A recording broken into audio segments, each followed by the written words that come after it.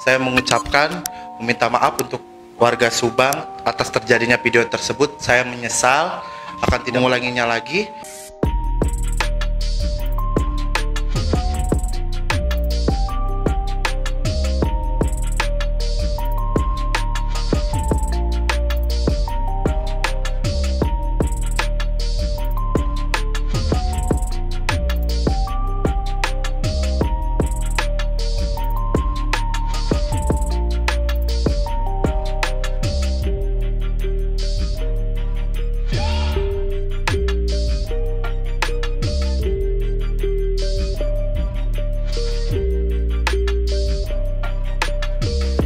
Assalamualaikum warahmatullahi wabarakatuh. Saya Renaldi Agis, biasa dipanggil Gisel.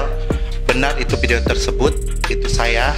Saya mengucapkan meminta maaf untuk warga Subang atas terjadinya video tersebut. Saya menyesal, akan tidak mengulanginya lagi.